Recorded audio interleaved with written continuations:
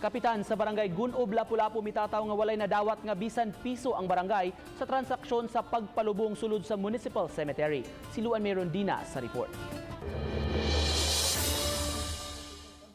Gikonfirmar ni Kapitan Eleanor Fontanoza nga sukad pa sa miaging administrasyon, wala na gitugutang pagpalubong sa Municipal Cemetery kay wala na'y bakante. Apan kay wala may klarong kasulatan kabahin niini, hinungdan nga mitugot lang siya nga may magpalubong sa Municipal Cemetery ilabi na ning panahon sa pandemic nga puliki ang mga samang. Wala may advice nga dili palubngan kay gani ang gihimo nato diri sa barangay.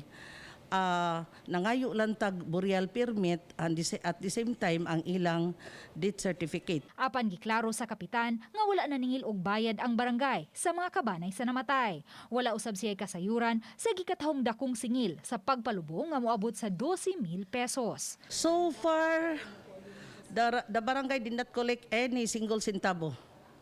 Wala or even nga kuan for free gyud na. Ang pagpalubong dito, mangayo gid sila aning kontrasinyas nilang certification from the barangay. But ang barangay wala gid mag-inform. Samtang gitanaw karon sa OIC City Attorney ang mga mamahimong tulubagon nila ni Elmer Tampos, Edward Soronio ug Noel Odiada sa uban pang mga tao nga may posibleng kalabutan sa illegal nga transaksyon.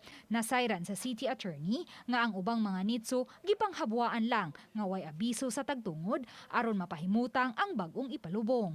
Base sa lagda, ang City Health Office lang ang makahatag og pagtugot kung adunay mga bukog sa mga minatay nga gikinahanglang habwaon gikan sa nitso. Apan nasayran sa City Attorney nga gilaktod lang kini, ilabi na kung adunay mga namatay nga gikinahanglang ilubong dayon.